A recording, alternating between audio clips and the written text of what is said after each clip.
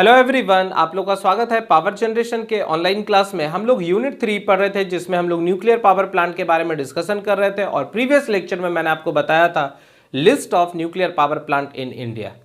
और आज हम लोग लास्ट इसका टॉपिक पढ़ेंगे fuel use in a nuclear reactor and economic of nuclear power station. तो आपको पता है कि अपने इंडिया में जितना भी न्यूक्लियर पावर प्लांट है उसमें जो हम फ्यूल यूज करते हैं उसको हम लोग न्यूक्लियर फ्यूल कहते हैं।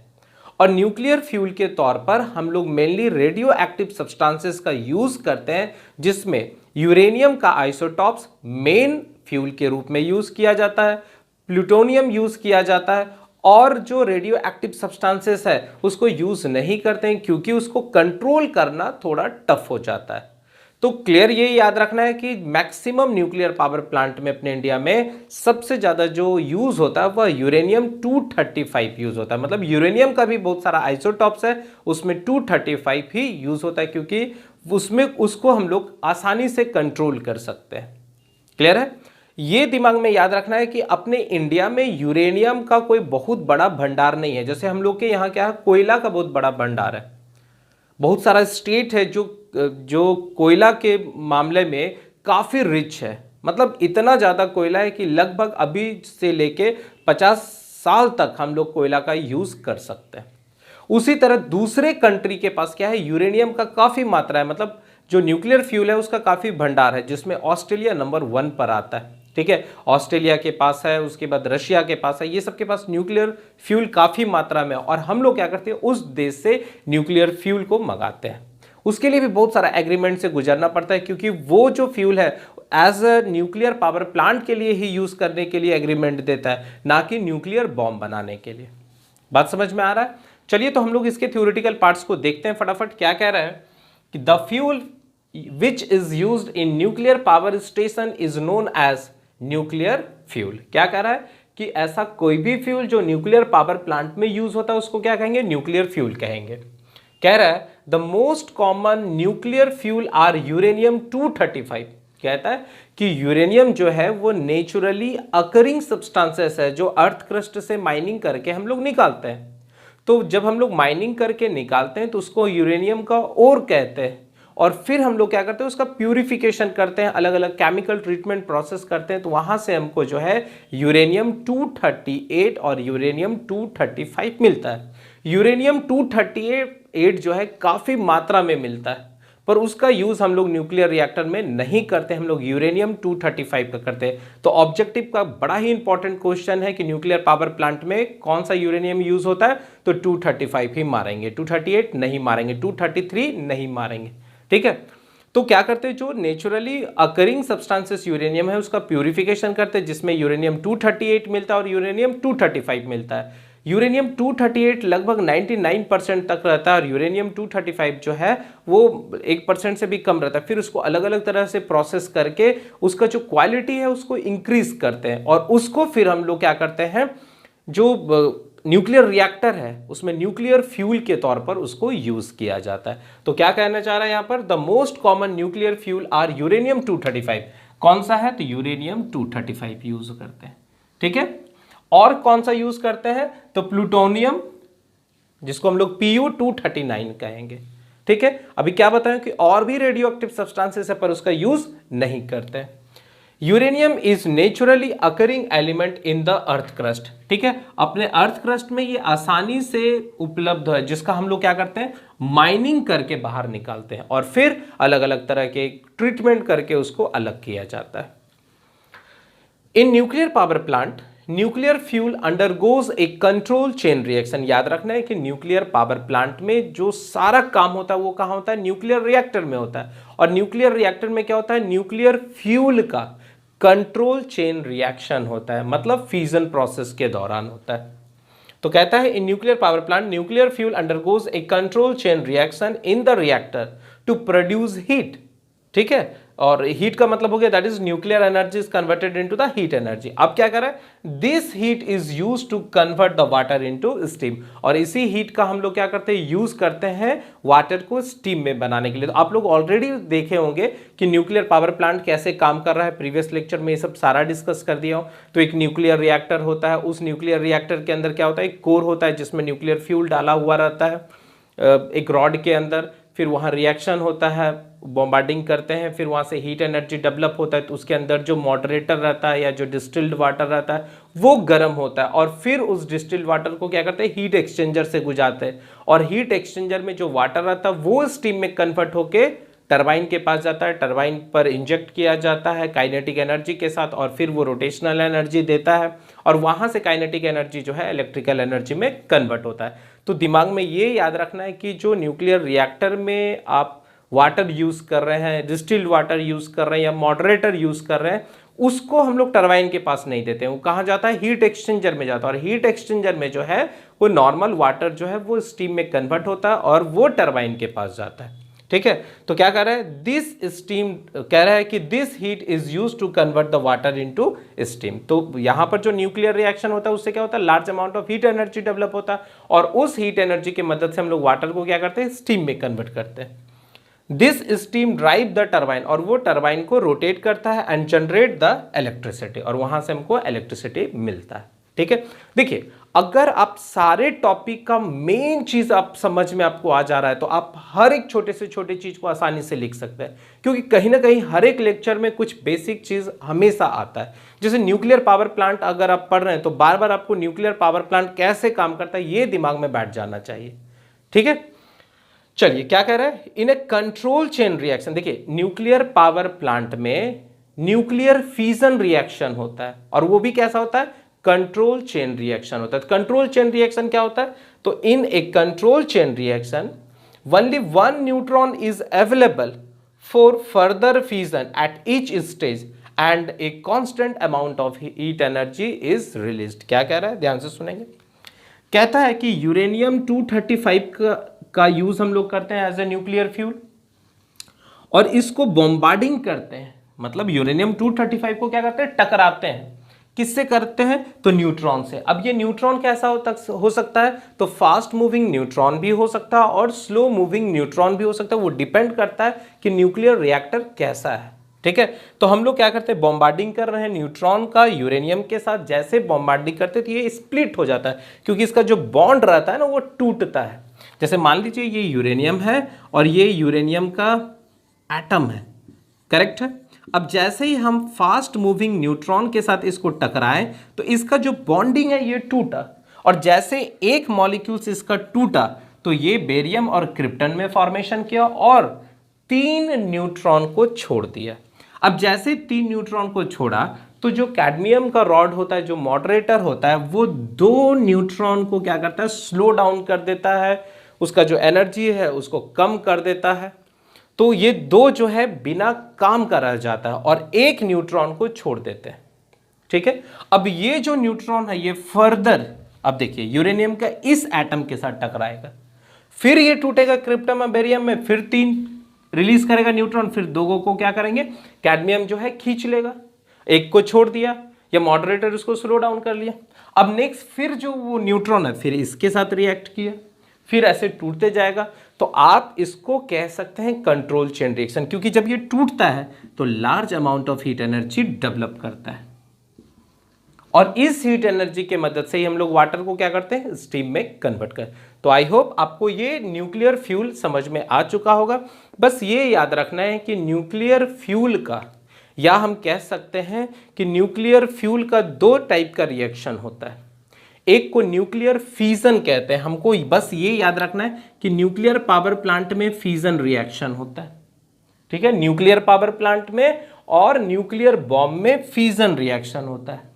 और फ्यूजन में याद रखना है कि सन में, हाइड्रोजन बॉम्ब में फ्यूजन होता है, मतलब छोटा छोटा न्यूक्लियाई जब मिलेगा तो उसमें large amount of heat energy develop होगा तो उसको फ्यूजन कहेंगे, और जब बड़ा न्यूक्लियाई जो है वो टूटेगा और छोटे छोटे न्यूक्लियाई में कन्वर्ट होगा तो उसको हम लोग क्या कहेंगे, फिजन कहेंगे। तो न्यूक्लियर रिएक्टर में फिशन चेन रिएक्शन होता है, वो भी कैसा, कंट्रोल। तो आपको यहां तक समझ में आसानी से आ रहा होगा। अब फटाफट अब इसको नोट डाउन करेंगे और अब हम लोग पढ़ेंगे कि economic of nuclear power plant. ठीक है, चलिए अब हम लोग नेक्स्ट आ जाते हैं economic of nuclear power plant. इसका मतलब है कि न्यूक्लियर पावर प्लांट जो है वो इकोनॉमिकली दूसरे पावर प्लांट के रिस्पेक्ट में किस तरह से अच्छा है।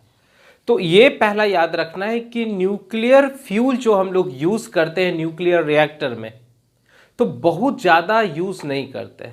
मतलब अगर आप 1 kg न्यूक्लियर फ्यूल का यूज कर रहे हैं और उससे जो एनर्जी बन रहा है या एनर्जी निकल रहा है वह लगभग 4000 टन कोयला को जलाने के बराबर जो है एनर्जी देता है। इसका मतलब है कि 1 kg न्यूक्लियर फ्यूल से जो एनर्जी बन रहा है उतना ही अमाउंट का एनर्जी बनाने के लिए हमको लगभग 4000 टन कोयला को जलाना पड़ेगा। तो सोचिए कितना मात्रा में आपको कोयला का रिक्वायरमेंट होगा। तो कोयला का रिक्वायरमेंट के लिए क्या करना होगा, कोयला को ट्रांसपोर्ट करना होगा, तो ट्रांसपोर्टेशन कॉस्ट उसमें जुड़ जाएगा। पर न्यूक्लियर फ्यूल क्या है, 1 kg ही आप आराम से लेके आ जाइए तो ट्रांसपोर्टेशन कॉस्ट कम लगा। अब जब कोल ज्यादा आ रहा है तो न्यूक्लियर पावर प्लांट में क्या कर रहे हैं हम, थर्मल पावर प्लांट में क्या कर रहे हैं, काफी एरिया को ऑक्युपाई किए। तो सोचिए कि न्यूक्लियर थर्मल पावर प्लांट बनाने के लिए हमको लैंड का ज़्यादा ज़रूरत पड़ेगा, जिससे कि लैंड का कॉस्ट, जिसको कैपिटल कॉस्ट करते हैं, वो भी बढ़ जाएगा।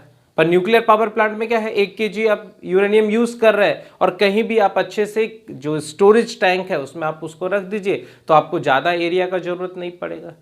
तो बहुत सारा ऐसा पैमाना है जिसके आधार पर हम कह सकते हैं कि न्यूक्लियर पावर प्लांट जो है वो इकोनॉमिकली है as compare to other power plant, जिसमें मेनली हम लोग जो उसको कंपेयर करते हैं वो थर्मल पावर प्लांट के रिस्पेक्ट में ही करते हैं।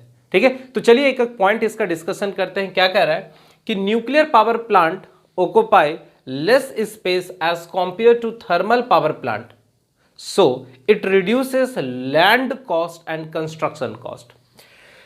देखिए क्या कह रहा है कि न्यूक्लियर पावर प्लांट जो है वह कम जगह लेता है as compare to thermal power plant. मतलब अगर सेम मेगावाट का इलेक्ट्रिसिटी प्रोड्यूस करना है, मान लीजिए 100 मेगावाट का इलेक्ट्रिसिटी आपको न्यूक्लियर पावर प्लांट से भी प्रोड्यूस करना है और 100 मेगावाट का इलेक्ट्रिसिटी थर्मल पावर प्लांट से भी प्रोड्यूस करना है, तो थर्मल पावर प्लांट काफी ज्यादा एरिया लेगा और अगर ज्यादा एरिया को आप कवर करेंगे तो उसका जो लैंड कॉस्ट होता है वो भी आपको ज्यादा लग रहा है।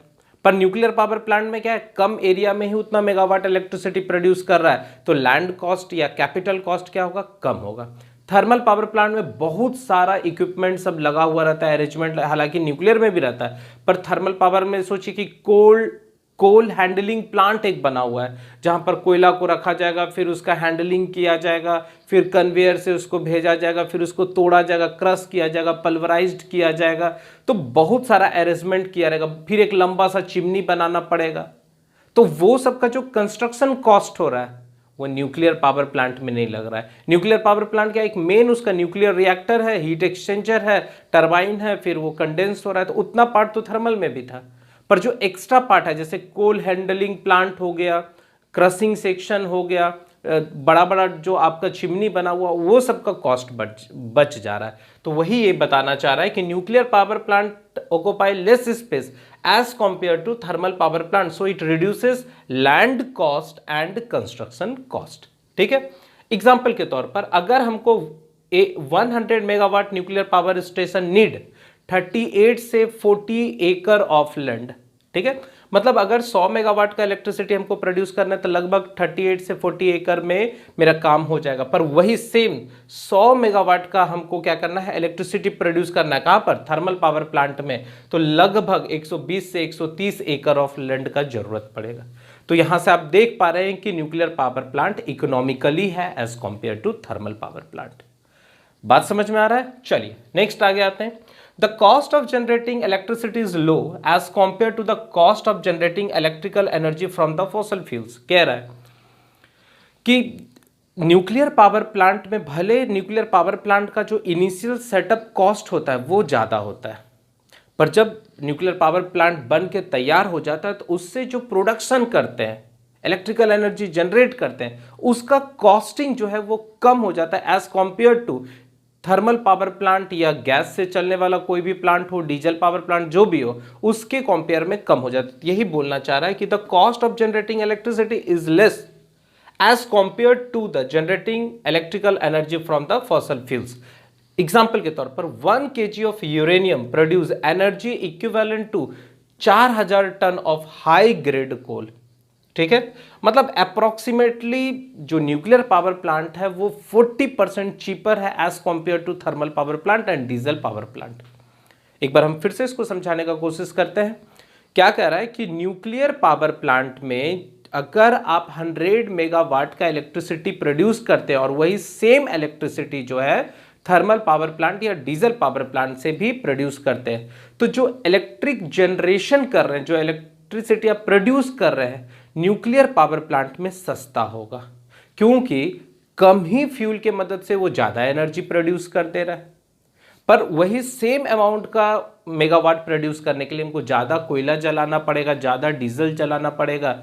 तो कहीं ना कहीं न्यूक्लियर पावर प्लांट जो है इकोनॉमिकली है as compare to other power plant.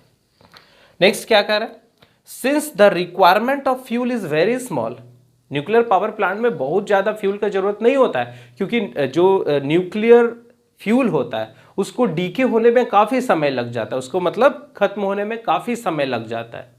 तो कोल का क्या है, कोल को जलाए, कंबशन हुआ, एस प्रोड्यूस किया। पर न्यूक्लियर रिएक्टर में क्या होता है, जो न्यूक्लियर फ्यूल है वो टूटते रहता है, बहुत समय के बाद उसका जो रेट होता है, जो टूटने का रेट होता है वो स्लो होता है, तब तक हम काफी मात्रा में इलेक्ट्रिसिटी प्रोड्यूस कर लेते हैं। तो वही बताना चाह रहा है, since the requirement of fuel is very small, so the cost of fuel transportation, storage etcetera is small.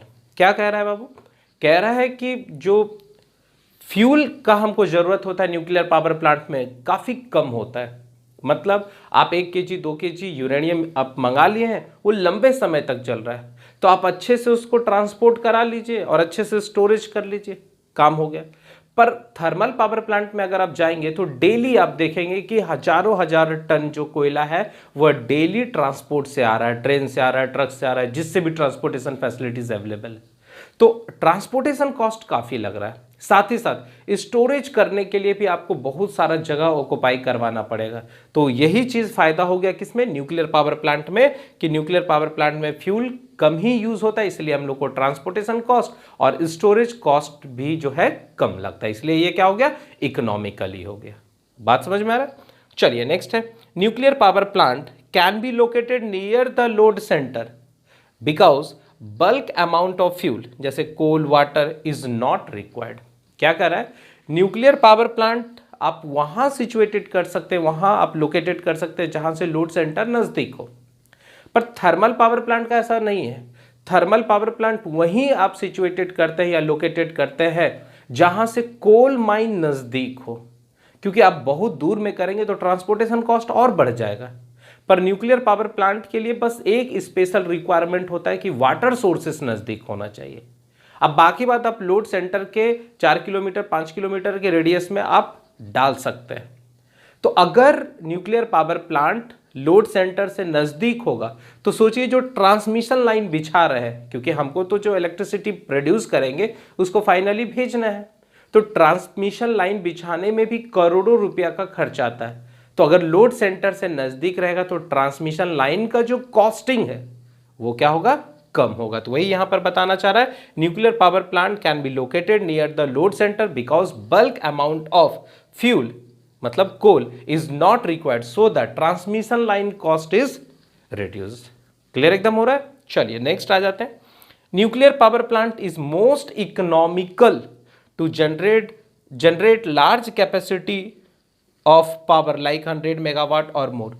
मतलब न्यूक्लियर पावर प्लांट जहां भी आप बैठाएंगे तो ये चीज याद रखेंगे कि वहां पर हम कम इलेक्ट्रिसिटी जनरेट करने के लिए नहीं उसको इंस्टॉल करेंगे। मतलब अगर आपको 100 मेगावाट या उससे ज्यादा का इलेक्ट्रिसिटी चाहिए तभी आप न्यूक्लियर पावर प्लांट का सेटअप कीजिए। और ये याद रखना है कि 100 मेगावाट से अगर ज्यादा पावर का डेवलपमेंट करने के लिए आप न्यूक्लियर पावर प्लांट बैठाया है तो वह थर्मल डीजल के रिस्पेक्ट में काफ़ी इकोनॉमिकल होगा, क्योंकि जब न्यूक्लियर रिएक्शन करते हैं तो काफ़ी मात्रा में हीट एनर्जी रिलीज्ड होता है और उससे तुरंत वाटर स्टीम में कन्वर्ट होता है, तो आप फास्टली उसको काम करवा सकते हैं। तो यही चीज़ यहाँ बोलना चाह रहा है कि nuclear power plant is most economical to generate large capacity. Small के लिए मत आप कीजिए, लार्ज करना है तो थर्मल के रिस्पेक्ट में, डीजल के रिस्पेक्ट में ये काफ़ी इकोनॉमिकली है, ठीक है। It produces huge amount of energy in every nuclear fusion process, क्योंकि हर एक फ्यूजन प्रोसेस में काफ़ी मात्रा में जो है वह हीट निकलता है और उस हीट की मदद से हम आराम से वाटर को स्टीम में कन्वर्ट करके टरबाइन के पास छोड़ के इलेक्ट्रिसिटी जनरेट कर सकते हैं। क्लियर है। Next, less man power is required. Nuclear power plant में बहुत सारा जो अरेंजमेंट है, इक्विपमेंट है, वो नहीं रहता। जैसे कोल्ड स्टोरेज के लिए वहाँ कुछ वर्कर काम कर रहे होंगे, वहाँ कोई सुपरिटेंडेंट काम कर रहा होगा, वहाँ का एक मैनेजमेंट होगा, फिर कोल हैंडलिंग के पास काम कर रहा होगा, तो चिमनी के पास कुछ काम कर रहा होगा। तो ये सारा चीज़ न्यूक्लियर पावर प्लांट में नहीं होता है। तो सोचिए वहाँ पर अगर 100 आदमी काम कर रहा है तो वो 100 आदमी न्यूक्लियर पावर प्लांट में ज़रूरत नहीं पड़ेगा। तो अगर 100 आदमी का सैलरी जोड़ा जाए, उसका मेंटेनेंस जोड़ा जाए तो काफ़ी पैसा आएगा। तो न्यूक्लियर पावर प्लांट में क्या है, आदमी कम लगता है, इसलिए वो क्या हो गया, इकोनॉमिकल हो गया। तो क्या कह रहा है, less man power is required. तो आप समझ में आ गया कि अगर आदमी ही कम लग रहा है तो उसको सैलरी सब नहीं देना पड़ेगा, तो ये पावर प्लांट भी क्या हो गया, इकोनॉमिकल होगा। और फाइनली क्या है, एक और पॉइंट को आप एक्स्ट्रा जोड़ देंगे कि nuclear power plant is very neat and clean power plant. Nuclear power plant क्या होता है, उसमें किसी तरह का जो पॉल्यूशन होता है, एयर पॉल्यूशन, वो नहीं होता है, क्योंकि वो गैसियस रिमूव ही नहीं करता है। रिएक्शन हुआ, बॉम्बार्डिंग, हाँ उसका एक चीज़ होता है, सॉलिड वेस्ट होता है। जो न्यूक्लियर वेस्ट होता है उसको हम लोग ज़मीन के अंदर कंटेनर बना के डाल देते हैं। पर थर्मल पावर प्लांट में क्या होता है, 1 kg, ये देखिए 1 kg से जितना एनर्जी बन रहा है उतना 4000 टन आपको कोयला जलाना पड़ेगा। तो कोयला जलाएं, धुआं छोड़ा, कार्बन डाइऑक्साइड छोड़ रहा है, नाइट्रस ऑक्साइड छोड़ रहा है, जो ग्रीन हाउस के लिए भी प्रॉब्लम कर रहा है। साथ ही साथ अगर आप नोटिस कर रहे हैं कि ऐश भी काफ़ी मात्रा में छोड़ रहा है, तो इसका हैंडलिंग करने में भी काफ़ी खर्चा आएगा। पर न्यूक्लियर पावर प्लांट में क्या है, पॉल्यूशन कम क्रिएट करता है, तो आपको उसको हैंडलिंग करने में कम खर्चा है। क्योंकि देखिए चिमनी बनाए, उसका चिमनी का मेंटेनेंस करना है, उसमें अलग अलग एयर को प्यूरिफाइड करके भेजना है, तो काफ़ी इक्विपमेंट लगाना होगा, तो उसका कॉस्ट भी क्या हो रहा है, कम हो जा रहा है न्यूक्लियर पावर प्लांट में। तो आई होप आपको आज economic of nuclear power plant भी अच्छे से समझ में आ चुका होगा। तो आज हम लोग यूनिट 3 पूरा कंप्लीट कर चुके हैं। अब हम लोग नेक्स्ट यूनिट पढ़ेंगे हाइड्रो पावर प्लांट या डीजल पावर प्लांट, ठीक है। तब तक आप मन लगा के पढ़ते रहेंगे और इसको अपने कॉपी में अच्छे से नोट डाउन कर लेंगे, ठीक है। चलिए, थैंक यू। और अगर किसी तरह का कोई प्रॉब्लम होगा तो मेरा व्हाट्सएप नंबर आपके पास है, आप वहां से मैसेज कर सकते हैं।